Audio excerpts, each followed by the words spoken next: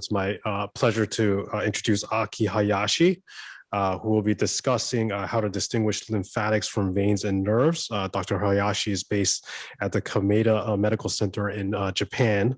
And I personally am very grateful actually for having him actually help us start our ultrasound program here. He gave us a lot of guidance when we were just starting, and it's a real pleasure to have him speak to us. Hi, my name is Akitatsu Hayashi. I work at the Lymphedema Center, Kameda General Hospital, Japan. I would like to thank my friend Dr. Zhu Xinhao and Dr. Leo Tsai for having me in the symposium. I have focused on the supermicrosurgery with supervision for the success of lymphedema surgery. For detection and selection of lymphatic vessels, preoperatively, simple handling, convenient, and real-time imaging are very important for surgeons. From this viewpoint, ICG lymphography is the most popular modality for that, but ICG lymphography is not perfect. The recent study from Taiwan reported that lymphatic flow positive but non-ICG enhanced lymphatic collecting vessels should also be considered as functional. I thought we need more information for effective lymphatic surgery using another modality. For detection of lymphatic vessels, I postulated that ultrasound, which is more common and simple, could be a substitute and complement for ICG lymphography. I like to start it by looking at the history of ultrasonographic detection of the lymphatic vessels. This is a historical paper for ultrasound detection. Goldberg reported ultrasonographic imaging of lymphatic vessels of animal using contrast medium in 2005. Next, Saver reported visualization of lymphatic vessels going into sentinel lymph node of human, also using contrast medium in 2010. In 2014, I started to try to detect lymphatic vessels without contrast medium using conventional high-frequency ultrasound, but I didn't convince so much. So I always injected contrast medium or ICG lymphography to my foot or hand every time for checking my detection was correct or not. From 2015, we started to report ultrasound visualization of lymphatic vessels without contrast medium. At first, the result of our first study using high-frequency ultrasound targeted at healthy volunteers indicated that ultrasound-guided detection of lymphatic vessels without contrast medium can be performed with high precision. It showed possibility of detecting lymphatic vessels under dermal backflow pattern of ICG lymphography in affected lymph site of lymphedema. This video showed that 80 MHz probe is detecting lymphatic vessels going into lymph node in early stage of lymphedema. Lymphatic vessels are never colored by color Doppler mode because of its slow speed, but most of surgeons couldn't believe that ultrasound can detect lymphatic vessels without contrast medium 4 or 5 years ago, even I show this kind of movie. For preoperative detection and selection of lymphatic vessels, now I use ultra-high frequency ultrasound. What is the ultra-high frequency ultrasound? I remember that when I checked my median nerve using this machine 4 years ago, I was convinced that we can see everything more than ever before. This imaging technology is amazing and almost like histology. 70 MHz transducer has capabilities resolution as fine as 30 micrometer, 48 MHz transducer as fine as 50 micrometer. This ultrasound showed completely another world and could permit more precise detection of the lymphatic vessel. How to distinguish lymphatics from veins and nerves with ultrasound? For handling this ultra-high frequency ultrasound, this is one of the most important issues. From my experience, understanding of the features of the lymphatic vessels in ultrasound is the best way. Number 1. Peristaltic movement. Peristaltic movement is one of unique characteristics of lymphatic vessels. The ultra-high frequency ultrasound can detect not only the peristaltic movement but also valve movement inside of the lumen. Again,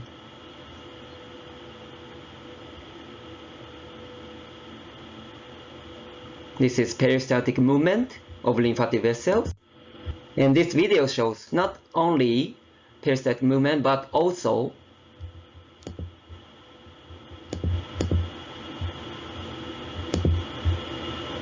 valve movement here.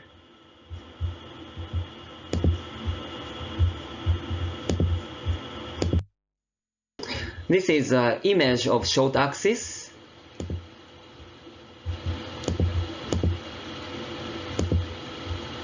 You can see the peristaltic movement of lymphatic vessels.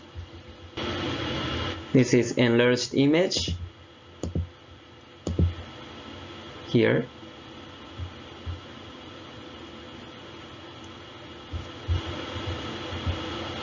Although we can see this peristaltic movement in early stage of lymphedema, cannot see often in moderate to severe stage, because the lymphatic vessels become sclerotic over time after lymph flow obstruction. Second, slow flow speed.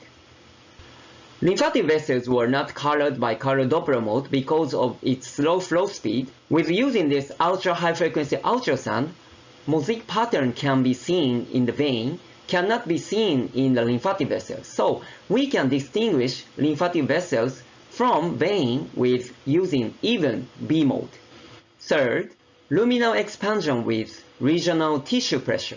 Most of lymphatic vessels were less likely to collapse when the transducer was against the skin of the examined site. This is a movie. Vein is collapsed, but lymphatic is not collapsed. The big question in our research was, why no completely collapse and luminal expansion of lymphatic vessel? Previous study of basic research already showed that lymphatic flow was positively correlated with regional tissue pressure. If the pressure frequency was greater than the spontaneous contraction frequency of the initial lymphatic vessels, the lymphatic flow could increase. So, tissue pressure using transducer could be one of good way to differentiate the lymphatic vessels from others. This is an image of high frequency ultrasound. Yellow arrow shows lymphatic vessel, green arrow shows vein. This is an image of ultra high frequency ultrasound. It's obvious at a glance for not only expert but also beginner of ultrasound. Most of lymphatic vessels were less likely to collapse when the transducer was against the skin of the examined site. So this is an example video. The transducer was moved from distal to proximal of extremity in this video. Although we can see some mosaic pattern inside the vein, not in lymphatic, and more lymphatic never converge into the vein, of course. Again, this is lymphatic vessel, this is vein. 3 or 4 lymphatic vessels merge. This is vein, this is lymphatic vessel. These are lymphatic vessels, 3 or 4 lymphatic vessel merges. This is vein. Inside the vein, we can see the mosaic pattern. So most of lymphatic vessels were less likely to collapse when the transducer was against the skin of examined sites, as I told before. Let's see this video. So this is an image, ultrasonographic image of the lower leg in stage 3 lymphedema.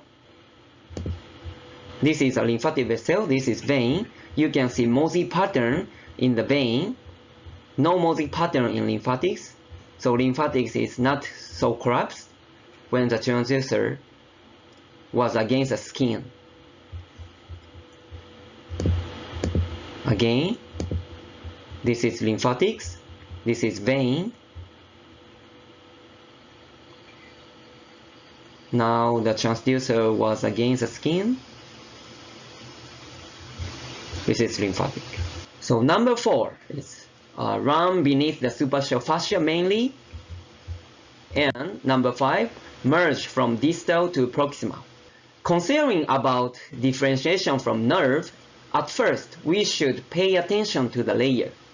Most of nerve run over the deep fascia instead of the lymphatics run beneath the superficial fascia. Secondly, for the lymphatic vessels, low echoic area can be detected while narrows and spreads, and these areas merges from distal to proximal. When I move the transducer longitudinally, for the nerve, we can see almost the same shape of low echoic area, and these areas not merge but run in a bundle. Okay, let's see this video. This is vein, this is lymphatic vessel. Now 4 or 5 lymphatic vessels run beneath the superficial fascia. Here. Okay, again, this is lymphatic. Lymphatic run beneath the superficial fascia.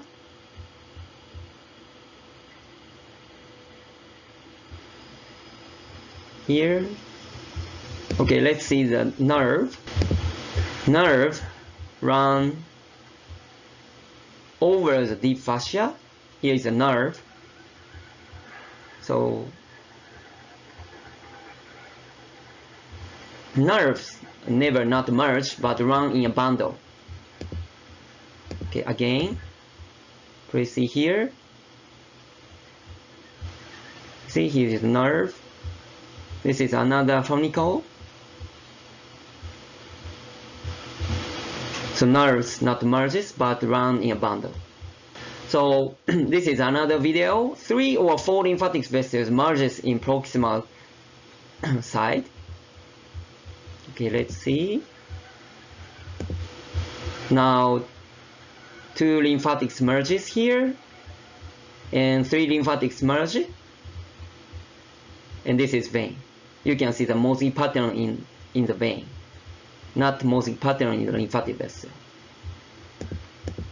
Okay, let's see again. 2 lymphatic vessels merge, 3 lymphatic vessels merge here, 4 lymphatic vessels merge here, and this is vein. So getting the big picture using lymphoscintigraphy and ICG lymphography is of course very important for finding the lymphatic vessels which has responsible for lymphedema and selecting the lymphatic vessel that can be expected to be effective for surgery. Ultrasound is very helpful, I think. Ultra high frequency ultrasound can visualize detail of the lymphatic vessels and bring us more information for maximizing the efficacy of lymphatic supermicrosurgery. For handling this ultrasound, first of all, we have to understand the features of lymphatic vessel in ultrasound. If you are interested in today's topic, always welcome to our center. Thank you very much for that wonderful talk. I think Dr. Hayashi is actually with us. It's pretty early in the morning in Japan, so thank you very much for making the time. And we really enjoyed the joint conversation. So Giuseppe, JP, jump in as well. We definitely have our fair share of questions coming. And this is just a quick reminder to the audience. Please don't hesitate to put in questions in the chat box. All right. So, one of the, we've learned a lot from you guys. And, the point of one of the main things you differentiated, Aki, is the difference between veins and lymphatics and how you determine that on ultrasound. But when we're thinking about an LV bypass, we actually need these two structures to be somewhat close to each other. I know you and the team have written about how you can swing veins from other areas if you don't have a vein nearby. But you've also shared with us some of your experiences where you found the appropriate vein maybe easier distal versus more proximal in an extremity. Do you mind sharing more about that for the audience and for us to hear again? We We've learned so much. Great talk. Thank you. Thank you very much. Thank you for question, Drew. So making the decision of LVA point, I think in distal or in proximal, it is not so big a problem. So if you can use the ultrasound, if you can handle the ultrasound, you can evaluate the condition of lymphatic vessel, and also you can see where is an obstructed point. It means that real lymphatic leaking point in ICG lymphography. But as you know, in severe leaking point, you cannot know where is the exact obstructed point in ICG lymphography. So ultrasound tells where is the exact obstructed point. So and where you should make the LVA point. So of course, before obstructed point, the lymphatic vessel is very, very expanded. So, and after that, you can find appropriate vein, size matching vein. So you can do very nice, powerful LVA. Great. So you think, just to summarize, you think you can find an appropriate vein equally, proximally, or distally in an extremity? Yes. Awesome. Just really fast, 3 different probes, the 12 megahertz, 48 megahertz, 70 megahertz. Can you just summarize for us when you use each one?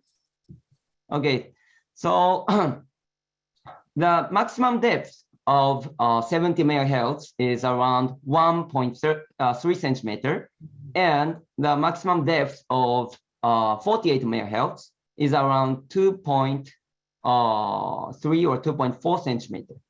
So I think if you cannot see lymphatic vessel and vein clearly in 70 megahertz, of course, for example, in ISL stage 2B or ISL stage 3, you should change to 48 megahertz. So sometime 80 megahertz will be helpful, but in most of cases when we do LVA, maybe we do LVA in 2.5 centimeters. So I think 48 megahertz is enough. You gave us a great tutorial on how to differentiate between the lymphatics, veins, and nerves. What's the learning curve for this? And I'm going to ask 2 people that question. I'm going to ask Aki your question. I'm going to ask you that question. Of course, JP, Giuseppe, jump in. What's the learning curve for a plastic surgeon? And then in our center, we actually have our radiologist performing this as part of our lymphatic imaging program. And Leo, for the radiologist out there, I'd like you to follow up with what your experience has been.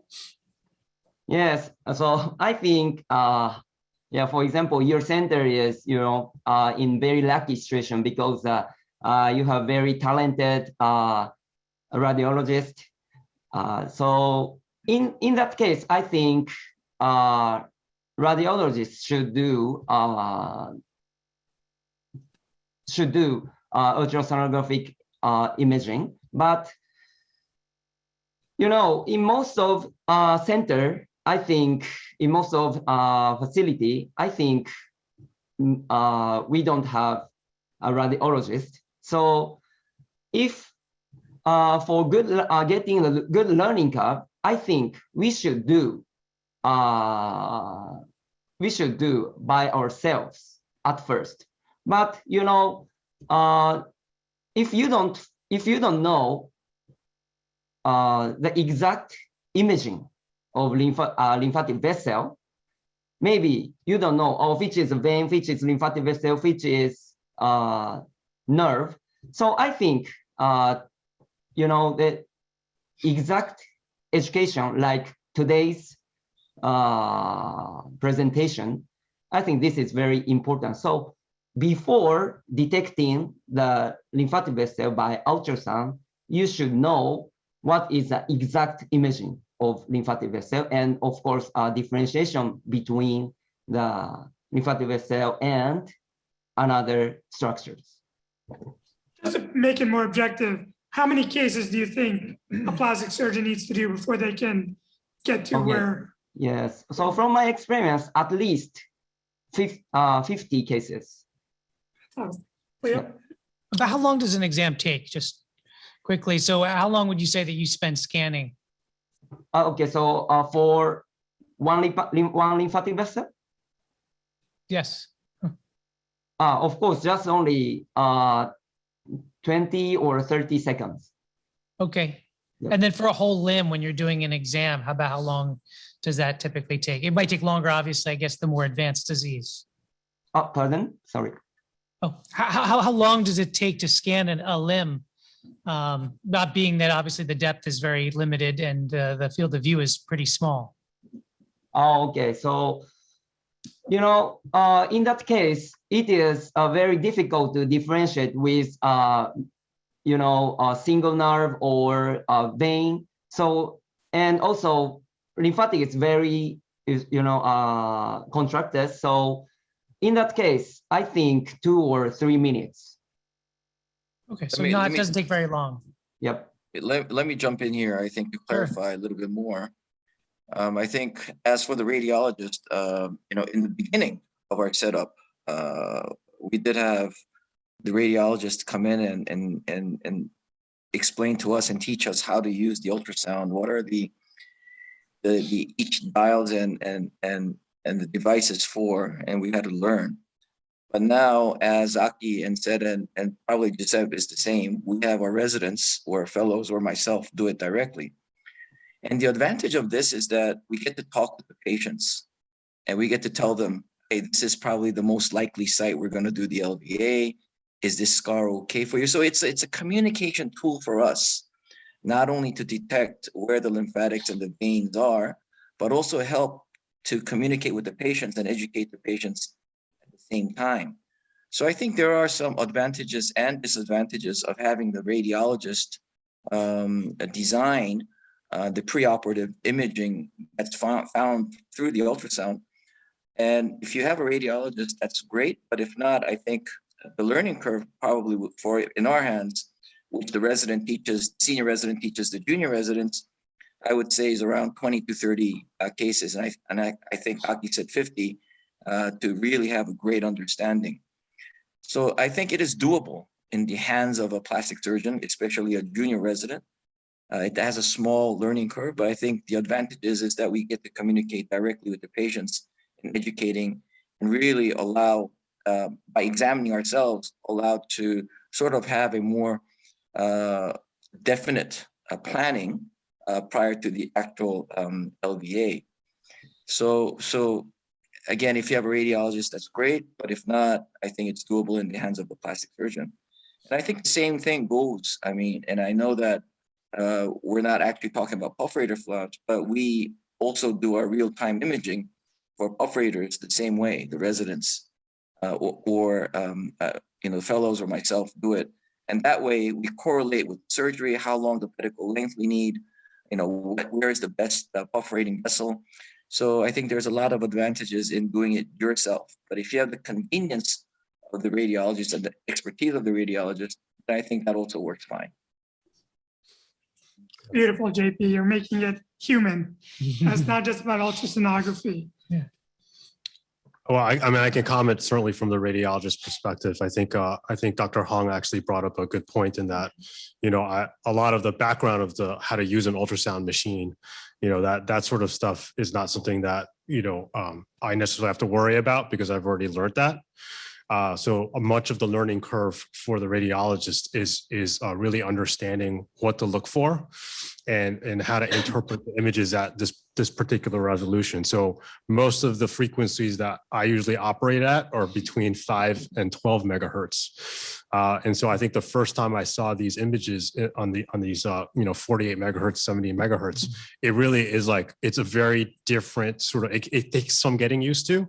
But I think, having the background knowledge of having done sonography, for many years already, that definitely sort of makes the learning curve a little bit, a little bit quicker. And we were supposed to actually go to Japan, I think, to learn these techniques from Aki. We ended up doing this like FaceTime based sort of learning, sort of where I'm just sort of sitting there staring at the screen. And, I think, being able to absorb that sort of, I think, there definitely was an advantage that I certainly had in the beginning.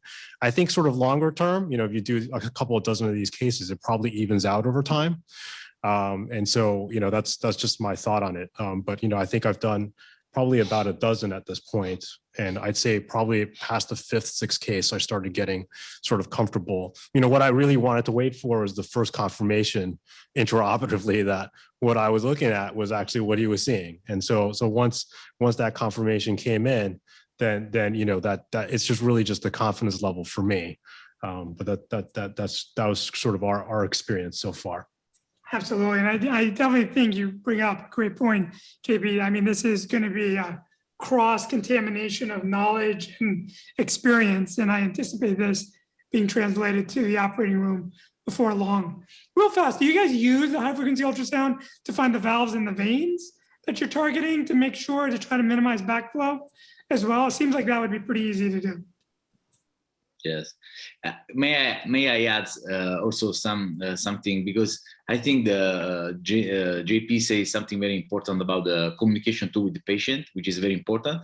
And I also think that it makes the surgery much more easier and faster, because you don't need to do any kind of exploration or any other things. You already have your plan, so you just need to do execution during surgery. So this is also another advantage, because sometimes LVA may take a long time. And most of the time, I think, like at the beginning of my experience, was lost in exploration. Sometimes you don't find the vein, sometimes you don't see the lymphatic channel, sometimes. So all this time is, is gained to perform more LVA and to optimize the planning. So, and of course, also to see good veins and to have also eventually some other plans. If you don't have a good vein nearby, you can think about rerouting method. And to do rerouting method, you need to plan it before, because you cannot make it, intraoperatively, because you don't know where to transpose a vein. So it really expands, I think, a lot of indication. Awesome. I think we're yeah, go ahead. Yeah, Drew, you really brought up a very important point. If you look at most literatures about LVA or LV bypass, the emphasis has been too focused on lymphatic vessels. But I think, you brought up a good point, because the value of finding an ideal vein is almost as critical as finding a functional lymphatics. And if you're able to map out an ideal size vein, and also with minimal backflow, or even branches that drain very nicely into a larger vein. And I think, we would have to see more evidence behind this, but I think that also plays a very important element in having a very successful outcome. So I think the emphasis now should also address, because now we have the ability to see such veins, how to, or what is the ideal vein in the LVA. Yeah, that topic has already come up a few times today, and I think it's going to come up tomorrow as we really zero in on lymphatic surgery. Amir Taginia gave a talk about central lymphatic abnormalities and doing LVAs with a thoracic duct, and how, if he can't find a good branch off the EJ, he'll swing over a cephalic even to get a good valve and prevent back bleeding. And with immediate lymphatic reconstruction, this comes up all the time in the OR when we get back bleeding, how to combat that. So completely agree. Making sure you have the right soil and setting on the venous side is critical. I appreciate you bringing that up. I think we're going to continue this discussion. We have a couple more minutes. I maybe want two more questions. Yeah. So I think this is a question for all three of you, actually. How often do you guys do a focused exam in one area versus you scan the whole limb? Because that's something we're trying to figure out, sort of like, do you? So I was asking how long it takes and kind of thing. Yeah. Right. We're using ICG right now to guide our ultrasonography, but it sounds like you're doing the opposite. You want to I- go ahead first? Joseph, yeah, go ahead. Yes, very quickly, but I think that Aki and JP already say that when you get the confidence with the ultrasound, it's so easy to to see not only the linear pattern but also the other side. It doesn't take so much time. So in my experience, I always try to see more, and it doesn't take so much time. So I always scan everything beyond, of course, the linear patterns to see more. Yeah, I'm on a more practical side like you guys. Of course, ICG is, the initial diagnostic tool if there's a good linear pattern, and that's it. Then the ultrasound comes in to actually identify the vein around the lymphatics. And while we're identifying the vein, if we happen to run into another good lymphatics that may or may not have ICG uptake, then that's also marked as well. So I think, using an ICG guide and then going, using the ultrasound to map out veins as well as nearby or additional lymphatics, I think that is probably the most easiest and the most efficient way to go. I think the trouble comes in when this patient has severe swelling that, it's stardust from the wrist up or from the ankle up. That's when the trouble comes in. And then, of course, that time, more, we would probably aim for anatomically commonly known pathways of the lymphatics and work from there. So that's our approach, probably similar to yours. Yeah, so the most important point is we should understand the ICG lymphography is not perfect.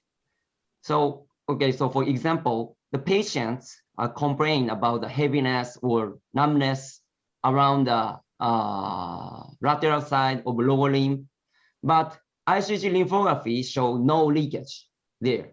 But when you check that point by using ultrasound, you can see many lymphatic vessels, which is responsible for that lymphatic leakage point. So yeah, we should know the limitation of ICG lymphography at first.